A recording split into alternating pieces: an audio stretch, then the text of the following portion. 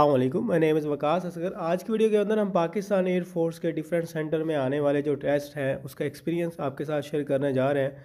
GD pilot, aeronautical engineering, air defence, admin and special duty और logistic branch के अंदर जो डिफरेंट फिजिक्स और इंग्लिश के एमसीक्यूज आए हैं वो इस वीडियो के अंदर हम डिस्कस करेंगे। और उसके साथ साथ व्हाट्सएप ग्रुप जो है उसका लिंक वीडियो के डिस्क्रिप्शन के अंदर अवेलेबल है, आप वो ज्वाइन कर सकते हैं।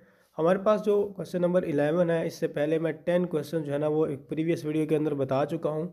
अब हम 11 से स्टार्ट करते हैं कि when a force is exerted on a body and the body does not move it is called. जब एक फोर्स किसी बॉडी पर लगाई जाती है लेकिन वो बॉडी मूव नहीं करती, इसको हम पूरे फिनोमिनन को क्या कहते हैं। तो ये हमारे पास ऑप्शन थे और इसमें जो हमारे पास आंसर है वो है रिजिड बॉडी। अगर इसकी एक्सप्लेनेशन की बात करें तो यहाँ पर है कि a rigid body does not deform और move under the applied force maintaining its shape and structure. मतलब एक रिजिड जो बॉडी होती है, जब हम उस पर कोई भी फोर्स अप्लाई करते हैं ना तो वो डिफॉर्म होती है और ना ही वो मूव करती है, और अपना जो शेप है और उसकी जो स्ट्रक्चर है उसको वो मेंटेन करती है। ये इस तरह एक्सप्लेनेशन की तरह भी एक क्वेश्चन आपसे पूछा जा सकता है जिसका आंसर आपका रिजिड बॉडी ही होगा। क्वेश्चन नंबर 12 है the heat required to increase the temperature of a substance by 1 kelvin is called. अब एक ही जो अब हीट को जो है ना वो रिक्वायर होती है, ज़रूरी होती है इंक्रीज़ करने के लिए किसको, जब किसी भी सब्सटेंस का टेम्परेचर सिर्फ 1 केल्विन या 1 डिग्री सेल्सियस अगर हमने इंक्रीज़ करना हो तो फिर इस पूरे प्रोसेस को हम कहते हैं जी स्पेसिफिक हीट। मतलब स्पेसिफिक नंबर ही हुआ, 1 केल्विन है या 1 डिग्री सेल्सियस है, तो इसमें ये इसकी डेफिनेशन आ जाएगी। और यहाँ पर इसकी एलेबोरेशन के लिए एक पिक्चर है जिसमें स्पेसिफिक हीट कैपेसिटी की आपके पास एग्जाम्पल है और यहाँ पर फॉर्मूला है जिसमें E is equal to m multiply by c multiply by theta, जिसमें चेंज इन टेम्परेचर या डिग्री सेल्सियस भी इसको कहते हैं। और जो मैस होगा वो केजी के अंदर होगा। और इसके अलावा यहाँ पर इसकी डेफिनेशन आप पढ़ सकते हैं। This is the amount of energy needed to raise the temperature of 1 kg of a material by 1 degree Celsius. Temperature अगर 1 kg मटेरियल का 1 डिग्री सेल्सियस तक अगर हम इंक्रीज़ करें तो उसको स्पेसिफिक हीट कैपेसिटी कहते हैं। क्वेश्चन नंबर 13 है कि splitting a vector into 2 components is called. एक वेक्टर को हम 2 कंपोनेंट्स उसके अगर उसमें डिवाइड कर दें, तकसीम कर दें, तो उसको इस प्रोसेस को हम कहते हैं द रेजोल्यूशन। अब रेजोल्यूशन का एक और हमारे पास यहाँ पर मौजूद है कि जब हम इसके कंपोनेंट्स को स्प्लिट करते हैं, जैसे हमारे पास हाइपोटेनियस, बेस वगैरह परपेंडिकुलर है, तो इसको हम क्या कहते हैं, वेक्टर रेजोल्यूशन। उसके बाद आ जाता है जी question number 14, mercury is used as thermometer material because it has.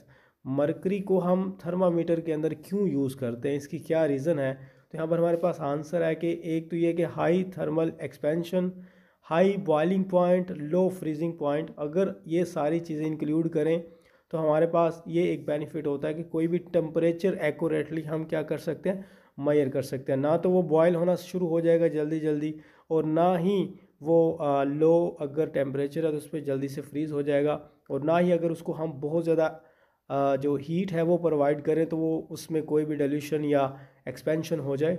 अब इसके अंदर हमारे पास एक्सप्लेनेशन भी है कि mercury is used in the thermometers because it is expand uniformly. ये एक पूरे अंदाजे से एक्सपैंड करता है, फैलता है और लिक्विड फॉर्म के अंदर रहता है। इवन के टेम्परेचर बहुत हार्ड भी, हाई भी कर दिया जाए तो ये बॉयल नहीं करता। It does not stick to the glass, और ये ग्लास के साथ भी नहीं जमता, स्टिक नहीं करता। दैट्स वाई ये एक्यूरेट मेजरमेंट देता है। क्वेश्चन नंबर 15 हमारे पास है the force is directly proportional to the product of the masses and inversely proportional to the square of the distance. ये एक जो हमारे पास फॉर्मूला है जिसको उन्होंने थ्योरेटिकली आपसे पूछा हुआ है, और ये किस चीज़ का फॉर्मूला है, ये है जी ग्रेविटेशनल लॉ। अब ग्रेविटेशनल लॉ इससे आपको इस तरह डायरेक्टली भी पूछा जा सकता है। ये फॉर्मूला जो आपके सामने है कि F is directly proportional to the masses, mass 1 mass 2, और inversely proportional to the square of the distance. यहाँ पर ये सारे आपके पास मेंशन है, तो ये आपको डायरेक्टली एक फॉर्मूला दे के पूछा जा सकता है कि ये फॉर्मूला किसका है, ग्रेविटेशनल लॉ का, या थ्योरेटिकली आपसे पूछा जा सकता है directly.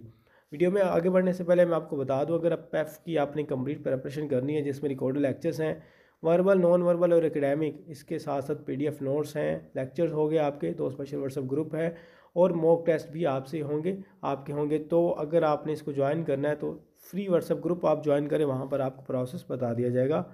The density of the mercury. तो मरकरी की डेंसिटी कितनी होती है, ये एक पूरा एक फिगर जो है आपको याद होना चाहिए कि 13,600 kg पर मीटर क्यूब। उसके बाद ये इसकी एक्सप्लेनेशन वगैरह आपके यहाँ पर ऊपर बस दी हुई, इसकी एक्सप्लेनेशन क्या करनी है। 1 किलो वोट जो है वो हमारे पास किसके इक्वल होता है, किलो इज इक्वल टू 10⁻³ यानी कि 10 के साथ 3 जीरोस होंगी, और यहाँ पर 1 किलो वाट कितना होगा, 1000 वाट के इक्वल होगा। अब zeros between 2 significant figures are also significant, क्या ये ट्रू है या फॉल्स है। तो ये ट्रू होता है जब कोई भी आपके पास फिगर हो, फॉर एग्जांपल यहाँ पर 0.00 यहाँ पर जैसे लिखा हुआ है 583 वगैरह। अब ये जो ज़ीरो है यहाँ पर ये 2 फिगर्स के राउंड अबाउट आया, इसके करीब आया, मतलब दरमियान में इन बिटवीन है, तो ये सिग्निफिकेंट होगा, इसको भी हम गिनते हैं। Fossil fuels contains, fossil fuels के अंदर क्या होता है, ऑक्सीजन होती है, हाइड्रोजन, हाइड्रोकार्बन और कार्बन डाइऑक्साइड। देखिए फॉसल फ्यूल्स के अंदर हाइड्रोजन भी होता है और हाइड्रोकार्बन्स भी होता है, लेकिन मेन हमारे पास क्या होगा, हाइड्रोकार्बन्स, क्योंकि कार्बन अलग से होता है और हाइड्रोजन भी तो दोनों को मिक्स करके हाइड्रोकार्बन। क्वेश्चन नंबर 20 है, the formula for work is, work का जो फॉर्मूला है वो हमारे पास क्या है, यहाँ पर डिफरेंट फॉर्मूलाज दिए गए हैं आपके सामने। तो वर्क का फॉर्मूला जो है ना, W is equal to force multiply by distance S। यहाँ पर ही आपके सामने उसकी एक पूरी पिक्चर भी शो हो रही है। यहाँ पर स्टार्ट हो जाते हैं हमारे पास इंग्लिश के जो हमारे पास सेंटेंसेस आए हैं स्टूडेंट्स को, जो क्वेश्चंस आए हैं। क्वेश्चन नंबर 21 है, दे हैव टू। अब यहाँ पर उसके बाद मैच, और यहाँ पर क्या आएगा, लॉस्ट, विन, वन और लूजिंग। जो आंसर है हमारे पास वो बी है, विन है, क्योंकि टी और टू के बाद हमेशा first form of the verb लगती है। ये रूल है, जहाँ पर भी आप जो है वो देखें टी और टू है तो फर्स्ट फॉर्म ऑफ वर्ब ये वहाँ पर लगेगी। तो वर्ब फर्स्ट फॉर्म कौन सी है, विन है, वन पास्ट हो जाएगी, लूजिंग पार्टिसिपल हो गया, और लॉस भी हमारे पास लॉस से lost. The colour of the bag be brown और ब्लैक। अब 2 चॉइसेस हैं हमारे पास, तो जब चॉइसेस की बात करें तो आपको पता है जी, शुड का मतलब तो ये है कि हम इम्पोज कर रहे हैं कि एक चीज़ ऐसी होनी चाहिए, मस्ट भी एक पूरी इम्पोज है, और कैन का मतलब ये होता है कि ताकत से किसी चीज़ का जो है ना वो करना, वो यहाँ पर नहीं आएगा। ऑप्शंस के अंदर में आता है हमेशा कि आपने किस चीज़ को चूज़ करना है, ब्राउन है या ब्लैक है, इन दोनों चीज़ों में से जो चॉइस है उसमें से हम में यूज़ करते हैं।